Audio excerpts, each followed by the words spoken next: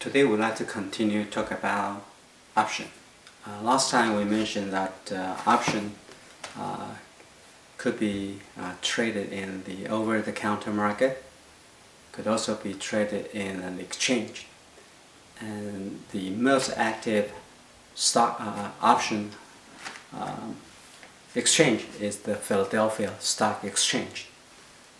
And so it's going to start with slide number 16 of this particular topic. Slide number 16, we have this set of the foreign currency option, and the second column is the standard contract size. For example, for British pound, the one option is going to have the standard size of 10,000 British pound. And for Japanese yen, we are talking about 1 million Japanese yen for one contract. Okay, next slide. So next slide, we want to talk about the option payoff at expiration. So let's assume that today is March. If we're talking about an option expire in June, then the June is the expiration date. And at the expiration date in June, we want to look into that what would be the value of the option given the exchange rate at that time. So here, expiration, we use the uppercase T to stand for that. And then the E is lowercase e is the European option, and lowercase a is the American option. And American option, European option, as we mentioned, are the two different styles of the option. One give you the conversion only on the maturity date, and while the American option, the other style of the option, give you the flexibility to exercise before maturity date. And in all of the option traded on Philadelphia Stock Exchange are quoted in American terms. And if the call, this call option allows the owner of the option the right to convert it into the underlying foreign asset, is in the so-called in the money mean that you have positive payoff. That would be that the underlying asset exchange rate at maturity is higher than the uppercase E. So ST, that would be the price at maturity, minus uppercase E, that is the strike price or the exercise price. Whenever we have this difference being positive, or alternatively, that would mean that ST is higher than the E, then we're talking about that this particular call option has a positive value at maturity, have a positive payoff. Okay, so payoff refer to whether it has a value or not. And in a different situation where the uppercase E, that would be the strike price or exercise price, is higher than the foreign exchange rate at maturity, that would be ST. If that is the case, then we are dealing with a situation that this call option is a so-called out of money. That means that it has a zero value, it has a zero payoff. And the reason it does not have a negative payoff is because this is a right. Okay, when it has a negative value, we simply throw that away. We will not want to honor this negative value, and that's the meaning of the right instead of obligation. Obligation means that whenever you have a negative value, you will need to take it on, while the right say that whenever it's not good for me, whenever there's a negative value, I simply will not want to honor it. I just simply throw that away. And that is the reason why when we talk about when the call is out of money and it's worthless and its payout C is therefore zero. Okay. And for put option, that would be the right to sell underlying asset at a pre-specified price and maturity. And the payoff, okay, is the opposite. That would be look into the difference between E and ST. When E is higher than the ST, when the exercise price is higher than the underlying foreign exchange price and maturity, then we have a positive payoff. In contrast, we have a zero payoff. That would be the so-called out of money for this put option. Okay, so next slide. Let's look into this numerical example, then you'll become clear about the equation that we dealt with in the previous slide. Let's assume that we have Philadelphia, and here pay attention to A. A here means that we have one contract. Okay, if there are two contracts, I would say that consider two Philadelphia, blah blah blah. That would be two contracts. So here we are considering just one contract. Okay, and a contract for the, let's keep on reading, 130. Okay, the 130 referred to the exercise price being 130 cents. And all the prices here are quoted in American term, therefore that 130 is referred to 130 cents, 130 US dollar cents. And August, now obviously referred to the maturity month. It's going to mature in August for this contract. And the underlying foreign currency is euro. That's the reason why we have EUR over there. The EUR refer to we are dealing with the foreign currency of a euro. And European call means that this is a call option, give the owner the right to buy euro, this underlying foreign currency. And European here refer to that European style. European style refer to that you can only do this exercise, you can do this conversion, you can do in this purchase only at maturity. That will be in August. You cannot do that before. You can do that in July. You cannot do that in June. Okay. And the standard contract size from the previous table that we dealt with earlier now is 10,000 euros. So one contract, one option contract is 10,000 euro. And the exercise price is 130 cents, okay, for 1 euro per euro. And the exercise price, okay, let's assume for this contract, is $1.30 per euro. Okay, and at any given time that we might have a various different kind of option with a various level of exercise price, and they have different market prices associated with those variety of the call option. But here we just dealing with this particular issue of option with exercise price of $1.30 per euro. Okay, and that's the next piece of information is that the premium. Okay, the premium is the cost for purchasing this option, and was 2.52 cents per euro. So this is a price. That means that if we want to purchase one contract of this particular call option, what would be the amount of the cost we would pay in order to acquire this option? It would be 2.52 cents per euro, but each contract we have 10,000 euro. Therefore, it would be 2.52 cents times 10,000. And that gave us the cost to be 252 US dollar.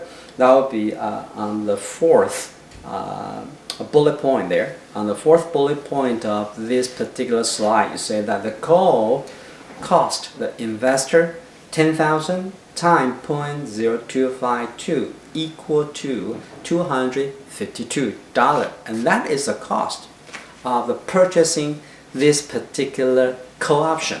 When you want to have this call option, you will need to pay 252 US dollar in order to have this call option. And this call option we give you the right to purchase 10,000 euro. At what price? At 130 cents per euro in August when it matures. That's what I mean by that. Now, let's assume that the spot rate in August, that would be the spot rate at expiration. Of course, this comes with uncertainty. When we purchase this call option, we do not know that what would be the exchange rate for euro at maturity. We don't know. But let's assume that as time goes by, at maturity, it turns out that the spot rate at that time is $1.3425 per euro. Let's assume that's the case. Okay, so the ST, that would be the exercise price. The ST, the spot rate and maturity is 1.3425, while our exercise price is 1.3, which is lower. When ST is higher than the E, that would be the strike price or exercise price, then this difference is our payoff. Okay, so let's take a look at the payoff. That would be on the third bullet point. The call has an exercise payoff of the difference, 1.3425 minus 1.3. 1.3425 being the spot price and maturity, that would be ST. 1.3 being the exercise price, uppercase E, and that difference is the payoff per euro. And one contract has 10,000 euros, so we pre-multiply by 10,000. Therefore, we have a payoff of $425. So today we pay $252. If down the road the price of the euro and maturity turn out to be 1.3425, then we have a payoff of 425. Then it's going to give us a profit. That is the difference between the payoff, the value that we have, and the cost that we pay today. Therefore, the payoff is 425 minus 252, and we have $173. That is the payoff. And this computation ignores the time value of money, in the sense that 252 is a cash outflow today, while the $425 is a cash inflow in the future. So here we do this direct subtraction, basically based on that this period of time is relatively short and time value of money doesn't really have a lot of impact. So we can do this kind of approximation. Okay. And then the bottom bullet point is that what if, okay, is a what if question. What if question in this situation is that if the spot rate at maturity was not 1.3425. Okay, earlier we were talking about a situation that the exercise price 1.3, while the ending price for spot rate is higher, that would be 1.3425, such as that we have a positive payoff. What if the situation is the opposite way around? Our ST, that would be the ending price for euro, is lower than the exercise price of 1.3. Let's assume that this is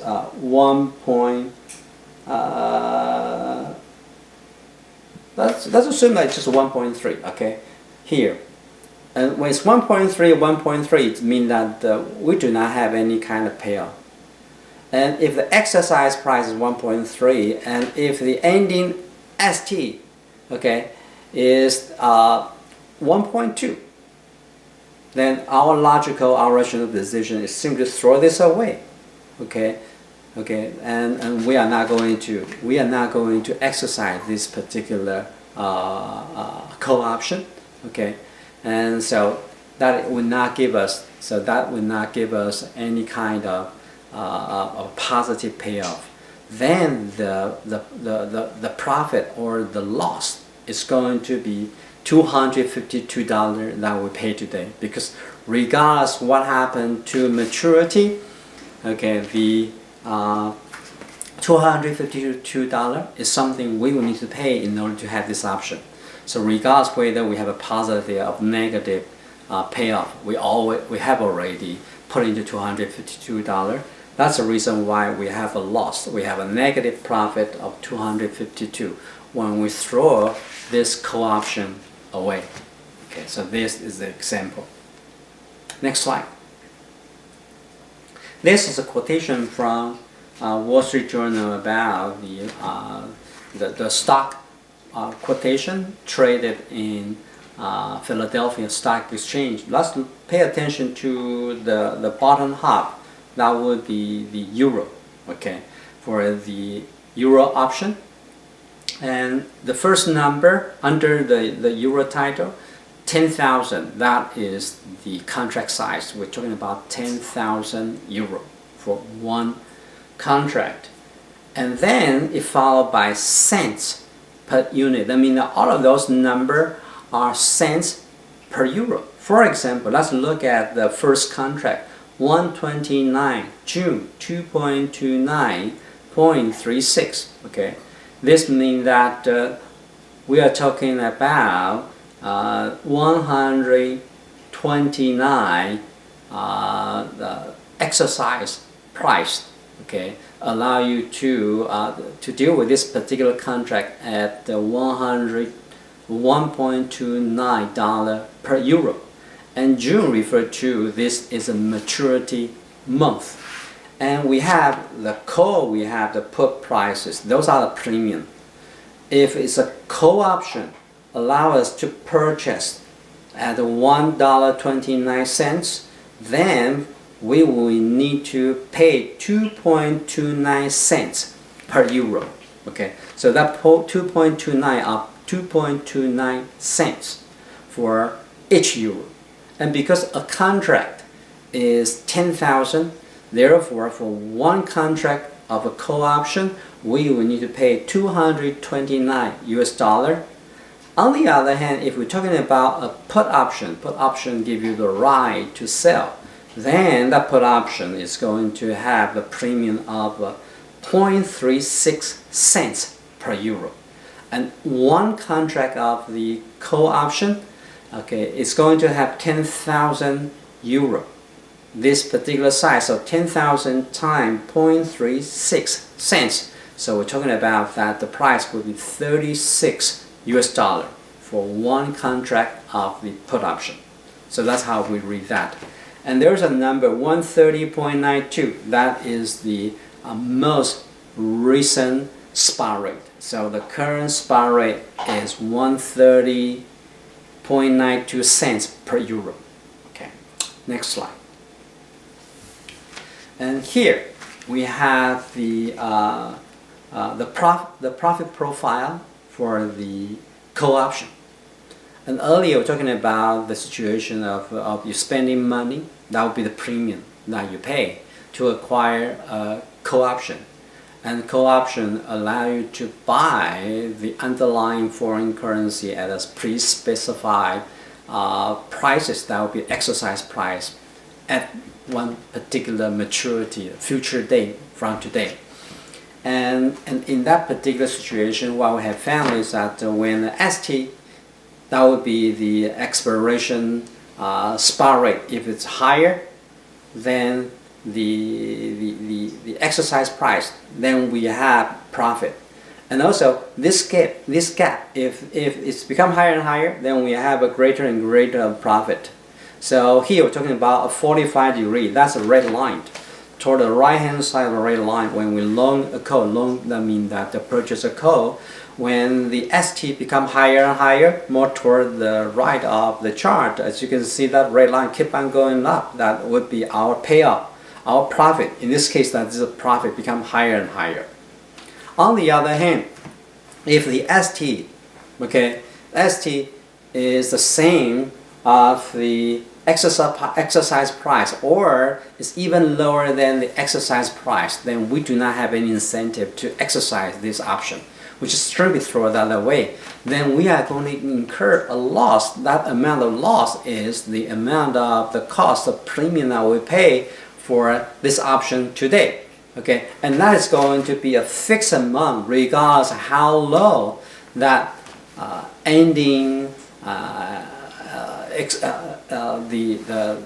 the foreign exchange rate at expiration would be, because regardless how low that would be, we simply throw that away. We're going to have a zero payoff for it, and so that loss it's going to remain the same. I label of a negative C0 there.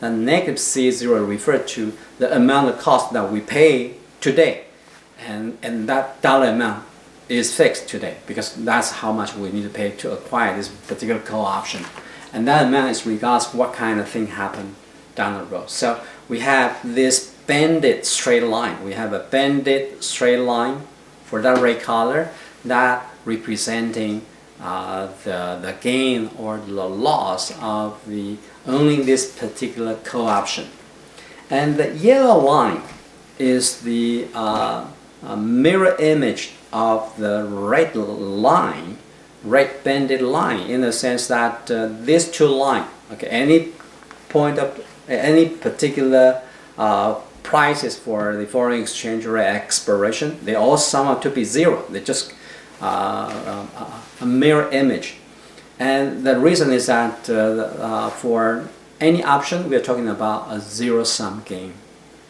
Okay, if you own a call, you make money, it must be that the person who provided, who underwriting or shorting this particular call is going to lose the same amount of money. Okay, it's like you go to a casino, someone make money, someone must lose money. Option give you this zero-sum game kind of quality. Therefore, when long call making money, short call must lose money. Okay. So that is the call option profile for the profit. As you can see that when you loan a call, when you own a call, basically you are betting on the upside. That means that you hope that ST, this foreign exchange, this particular foreign exchange is going to appreciate in the future. When you indeed appreciate in the future, then you are going to make money, and vice versa. Next slide. On the other hand, when you purchase, when you own a put that gives you the right to sell this underlying foreign currency, you are basically betting on the downside. You are betting that this foreign currency is going to depreciate down the road. If indeed that happens, you make money. That's what happened to the red line on the left part of the chart, right? And keep on going up. When the ST becomes lower and lower, for someone who loaned the put, that would be only the put, and the profile for the profit keep on going up. That means that you make money. On the other hand, if ST turn out to be the opposite around, that become higher, okay, then the owning the put, you're going to lose money, okay, and that amount of money that you lost is the amount of a premium that you pay to pay for this particular put today. And of course, we know that for someone who short a put, whose profit profile is simply the mirror image of the profit profile of the loan put. It's just the opposite. Okay, and regardless of whether you own, whether you deal with a put or whether you deal with a call, as you can see that for people who short means underwriting. That means that you issue this particular put or call option such that someone would be able to buy to own it. When you are on this side of the table issuing this particular put or call, you have a so-called unlimited downside risk, in the sense that look at that yellow line in this particular slide. You just keep on going down, keep on going down. There's no end of it. Basically, there's no end of it. You just can keep on going down. Okay. If you look at the previous slide, same thing. Just keep on going down. On the other hand, for red line, there is a limit in the downside, and most that you can lose is the premium you put into there. It becomes flat. If you look at the red line, in the worst situation, it's just a straight line, regardless whether we are talking about a call or whether we're talking about a put. So for those investors that underwriting either a call or a put, they are in a special risky proposition. Usually we're talking about the kind of investor that need to have a great risk tolerance in order to take on this kind of position. And we're typically talking about the kind of institution like a bank, like institutional investor, instead of individual investor. Individual investor, is not well suited to bear this kind of great risk in terms of underwriting option, either call option or put option. Next slide. And this is the danger that I provided in this particular slide. This the example from Taiwan. And in Taiwan a couple of years ago, that there were some unethical bank encouraged Taiwanese company to underwriting those uncover. I mean that the shorting either call or option, particularly on Chinese yen. And it turns out that quite many of them just lost. There's an unlimited amount of loss whenever the direction of the Chinese yen is the opposite way around from their initial expectation. So please read this one.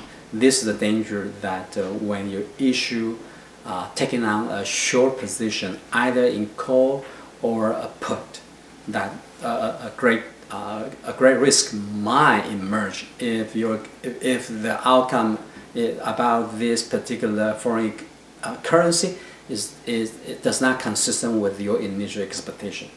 Next slide. And this slide is about the American call and American option. Okay, and earlier in our discussion we talked about the European style option. European style option only allow you to do the exercise on maturity date, and here we're talking about American option. American call or American put allow the investor to do the exercise before the maturity date. So this is kind of beyond, this slide is kind of beyond our main topic. So you can put this a little bit star on this particular slide because this one is kind of something extra. Okay, if you understand it, that's fine. If you don't understand it, it's perfectly okay. And as I mentioned in our previous instruction, option is a relatively it's a special topic in finance. And for those of you who are really interested about option, you may want to take Professor Thomas' derivative class. Next slide. And option could be written on foreign currency like a British pound, euro, Chinese yen, Japanese yen, etc. Option could also be written on currency future. Okay, so then we call that currency future option. So option has a variety, different kind of flavor. Okay, and it's very suitable for engineering, financial engineering. Next slide. And let's take a look at this numerical example. So this is a very useful numerical example to illustrate the usefulness of using currency option for business hedging. When we run a business and there are circumstances that the use of the currency option would be useful for us to manage our business risk. Let's assume that you are running a wine business. You import Italian wine and you bid for one particular batch of really nice Italian wine. But because it's a bidding process, and at the time you submit a bid, you are not quite sure whether you will be able to win this particular bid for this particular batch of Italian wine. So there's uncertainty whether you will eventually be able to engage in this kind of business. On top of it, so in addition to the risk of not being able to win this bid, there's another layer of the risk is that for this batch of Italian wine, you will need to bid in terms of the euro.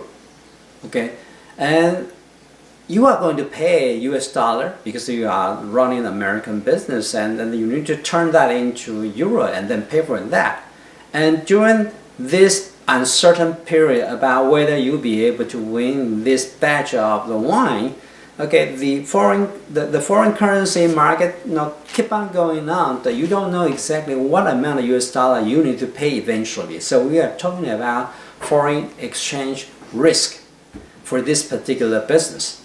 So let's assume that on November the 1st, you bid 62,500 euro for this batch of the wine. And you will not know until December 15 whether your bid is going to be a winning bid or not. So here we're talking about there is a certain period of uncertainty. One, the uncertainty of not being able to win the bid. Two, the uncertainty of the exchange rate may fluctuate. So the prices that you bid, 62,500, may turn out to be a lot, far more of US dollar that you need to pay down the road, such that you may not be able to have a reasonable profit in terms of US dollar for this business because the cost of them highly will be inflated. And so when you deal with this kind of uncertainty, we are talking about that you have a need to do hedge if you don't want to bear this kind of risk. Now let's take a look how can we use the currency option to do this kind of hedge. So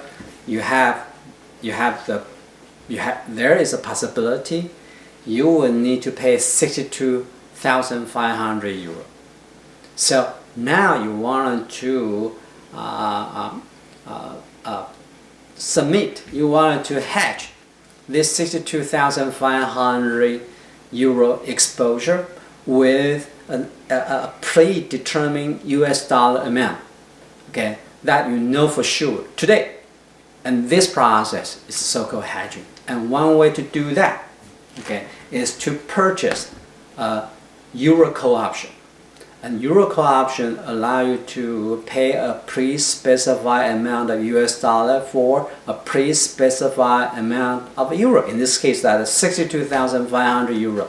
You'll be able to get that amount of euro with a certainty about a certain amount of US dollar. And you call up, let's assume that you call up the Citibank and say that I wanted to buy 62,500 euro call option. Would you please give me a quote? And the Citi trader let you know that, okay, the strike price, the exercise price is 1.2750 US dollar per euro. But in order to have this particular right, you will need to pay option premium 0.5 cents per euro. Okay, so what would be the amount of the option cost that we will need to pay to Citi? So Citi you will need to pay a certain amount of money in order to have this option. That dollar amount that we will need to pay in terms of the premium will be $312.50. That would be the size of this contract, 62,500 euro times $0.005 per euro. We multiply it together, $312.50. So that's the amount of US dollar we will need to pay to Citi in order to acquire this particular call option. And this call option gives us the right to buy euro. At what price? At 1.2750. Good. Let's assume that we actually bid and we won the bid. And we have this call option. And let's assume that at the time we will pay this pot of money, the euro appreciate to 1.3. Okay? Earlier our exercise price is 1.275. We'll be able to buy euro at this price. Let's assume that at the time of a delivery that the euro value went up, goes up to 1.3. Okay? We can buy it on the spot, but it will be very costly. It's 1.3. If we purchase those euro by utilizing our call option, we can purchase at a lower price, just 1.275 instead of 1.3. Therefore, we are going to exercise our call option. That means that we will be able to get that 62,500 euro at a cheaper price. What would be that dollar amount? That would be $179,687.50. That will be 62,500 times 1.275. Okay, and so that's the amount of the money we will pay in order to have 62,500 euro to pay for this batch of the Italian wine. But the total amount of cash outflow that we pay for this deal through this option, we will need to add the premium of $312.50 that we pay today. So add up together, okay, and that would be the dollar amount that we will pay. We'll be pay that at a cheaper amount. On the other hand, let's assume that if the exercise price is 1.275, but the euro at in delivery dropped to 1.2 US dollar per euro. Okay, and we can buy on the spot market much cheaper than purchase the euro through this option. Then we are going to throw this option away. We don't want to pay that much. We just pay at a cheap price of 1.2. So what will be total amount of money that we need to pay in terms of US dollar when we go through this option? It will be 1.2 times 62,500 plus the premium of $312.50 because we pay that today already. Adding up, that would be the amount of money that we will need to pay for this entire batch of the wine. Okay, so this is the use of the call option to help us to lock in at one price. That one price that we're locking is 1.275. We will never need to pay more than 1.275. But there's a potential we might be able to pay it at a lower price, such as 1.2. Okay, and if indeed that the spot rate and maturity drop, beneath exercise price, so we will be able to lock in. But we will need to pay a price for that lock-in service. The price that we pay for that particular service is $312.50. So it's a trade-off. You pay a little bit, such that you know that you will be able to lock in. So that gives you this certainty about the amount of money you will need to pay, and most. So that is the so-called hedging. Next slide. Okay, so we complete our discussion of the option. Now we want to move on to swap. Swap is different from all the other financial instrument or security we talk about, such as like forward, future option. Those standard contract, they tend to be short term. They have a maturity either 3 months, 6 months, 9 months, 1 year, etc. But usually we're not longer than a year. On the other hand, swap can be structured over a much longer period. It could be 5 years, 10 years, or even longer. Okay, so when we have a long-term risk exposure, swap often would be the only available financial instrument that we will be able to use to hedge away foreign exchange risk. Okay, so in a swap, there are two counterparties. They agree to contractual arrangement wherein they will exchange cash flow. Okay, so those cash flow would be specified by a contract. Say that, for example, every 6 months we exchange one set of cash flow, and we do that every 6 months for a certain period, like 5 years. So this 5-year swap contract may involve 10 cash flow exchange. And depends on what kind of swap. Sometimes those swap, the amount of money that we swap are based on, for example, interest rate. Okay, and the interest rate, we have the interest rate swap, and or maybe the swap could be involving different kind of national currency. When that's the case, we call that currency swap. So in this class, we want to talk about these two major types of the swap. One is the interest rate swap. The second one is the currency swap. And before we talk about specific of swap, I think it would be useful to know, give you one example, okay, about the notion of swap, so you can understand why swap add value to our economy and our society. Let's assume that we have two farmers, okay? We have farmer A, we have farmer B. Farmer A let's assume that the farmer is going to consume a lot of banana, okay? So this farmer has this kind of preference to raise banana because the farmer raise banana and the farmer eat banana. So you provide your own sustainable life. Okay, let's assume that we have another farmer. This farmer love eat apple, and therefore this farmer keep on growing apple. Okay, and there's always a possibility that this banana farmer has a lot. This particular lot, the soil may not be suitable for growing banana.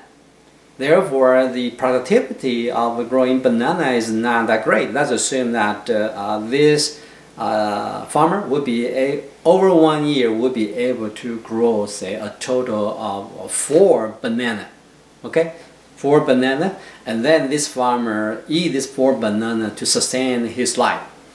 And let's assume that this apple farmer has a lot, and this lot, the soil is not suitable for growing apple, and this apple grow apple would be able to harvest 4 apple per year. Okay, and now this is not really optimal in the sense that they could not utilize what they have, their endowment, their land to the full extent. Let's assume that I am a swap banker, and I look into these two farmers and I identify this kind of inefficiency, and I say that wow, you guys are not doing the best job you can possibly do. Okay, and I know that this banana farmer, I know that you love banana, you want to eat banana, but you just are not good at growing banana. Therefore, as a swap banker say that I would give you 5 banana, more than what you'll be able to grow. You can only grow 4 banana, but I will give you 5 banana. Okay, so you'll be better off. But I want to ask you to grow apple because I understand that your lot, your land will be able to have more productivity when you are doing apple production. Okay, let's assume that this farmer grow apple and would be able to grow that at 6 apple. Okay, and vice versa for this apple grower, swap bank. Look at this apple farmer say that you grow apple, you only got 4, you are not efficient. Okay, now I want to ask you to grow banana because your land is more productive growing banana. Okay, and I'll promise that I will give you 5 apple. Okay, and more than the 4 apple that you'll be able to come up with by yourself. Okay, and once this particular farmer, let's assume that turn into a banana production, and we'll be able to have 6 banana. Okay, so now we have a better use of this 2 particular lot. So 6 banana, 6 apple, and they give those things to the swap bank, and swap bank just give them 5 and 5. Then the swap bank will be able to keep 1 apple and 1 banana in the banker's own pocket. So let's look at the outcome. Okay, the outcome is that these 2 farmers, they are all better off. They get 1 more than they could possibly get, while the swap bank will be able to have additional banana and apple as well. So we're talking about win-win-win situation. Okay, and this is the logic of swap. Swap basically asking these 2 counterparty to do the kind of thing that are suitable, okay, from their production perspective, and then the banker have these 2 parties to swap such that they will be better off through this particular process. And That's the logic of the swap. And I think today we can stop it here. And next time when we come back, let's talk about swap. Swap is a little bit more intense. It will take a little bit more time to go through those numerical examples. See you next time.